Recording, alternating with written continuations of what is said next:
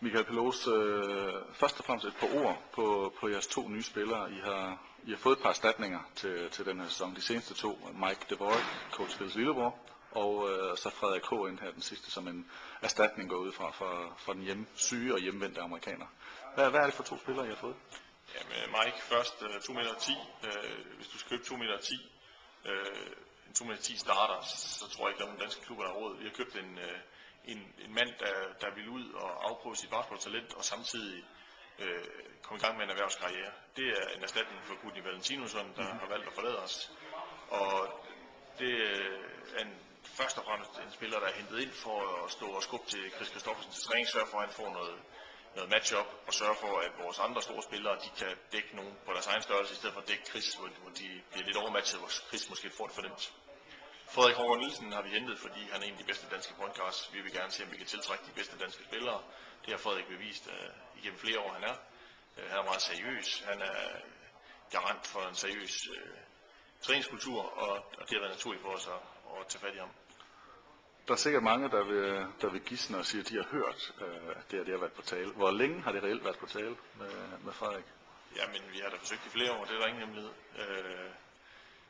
Men det har ikke af forskellige grunde kunne lade sig gøre, og det er nu ikke så lang tid siden, vi startede med Frederik første gang, men der var han i gang med at afsøge udlandet, og det var ikke relevant for os at vente så længe, som det måtte tage. Da vi mistede vores amerikaner, så ringede vi til Frederik, og det er egentlig først derfra, at vi har reelt snakket med ham på seriøs plan. Man kan nævne flere spillere på rad, som har været positive succeser for jer, I har hentet til.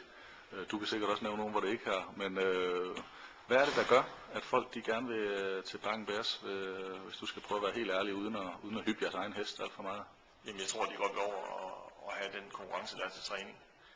Og det er det, vi hele tiden forsøger at øge, det er træningsniveauet, træningsmængden. Jeg tror, det er muligt for at træne mod dygtige spillere hver eneste dag. Det tror jeg er attraktivt for spillerne. Men hvis du skal spørge. Hvis man så kigger på to af de seneste spillere, eller i hvert fald nu med Frederik H. men så også sidste år Chris Nielsen. Det var to spillere, der har spillet rigtig mange minutter for deres respektive hold. Chris Nielsen synes jeg har lavet en fantastisk forvandling, det ved jeg ikke, men i hvert fald tilpasning til jeres hold.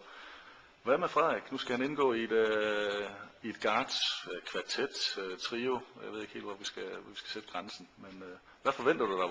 Hvad skal være succeskriteriet være for ham? Jamen, det skal være, at han kommer ind og bidrager til vores træningskultur, og selv får noget ud af det, og udvikler sit spil. Det synes jeg er den målsætning, vi i fællesskab bør stille op. Jeg har overhørt, da han og Phil snakkede sammen første gang. Det allerførste Phil sagde, det var, du kommer ikke til at spille i nærheden af de minutter, du spillede i højsholdet. Det skal du bare være indstillet på fra starten. Så det har været vigtigt for Phil især for os at gøre ham klart, at jamen, han skal ind og kæmpe for minutterne ligesom alle andre.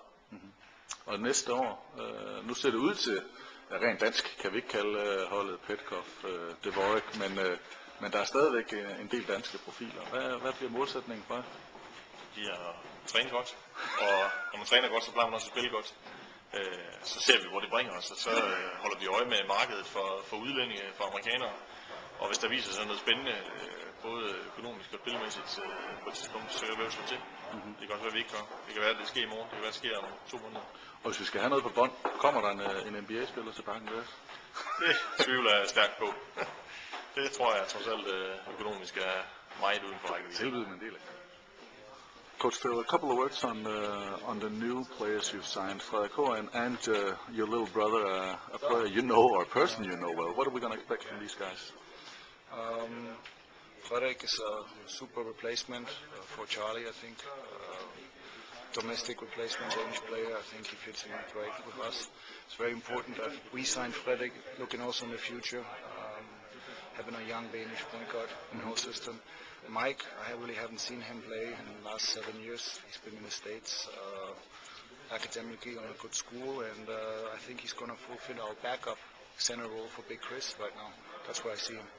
You were very happy with Burgess, of course, last year. You were also happy with your other American, and you wanted your team back as a winning team. As a winning team. Now you got Iversen in as the one replacement and Frederik as the other, and now a replacement for Gudni. How do you rate your team now compared to last year? It's a totally different team in terms of we have so many new faces on the team. So there's a really good mix, young guys, old guys.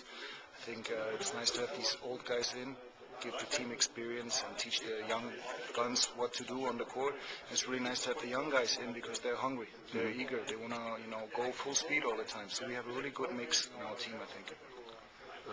Compared to when you first started practicing with the team, and now you had the full season and also the summer workouts here, how more prepared are you for the league and also the team, and how more prepared are Bakken for your playing style?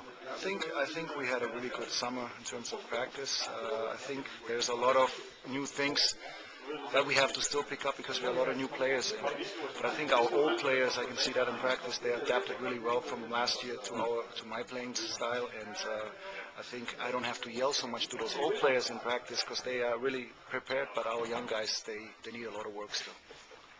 And final question, if you look back and on last season, what kind of memories are you left with? I mean, your first season in Denmark and you won the championship, pretty safe or pretty clear. Yeah, I mean, it was a great year for us. We lost a couple games, but we went undefeated in the playoffs and won the championship, won the cup. So, I mean, couldn't ask for much more.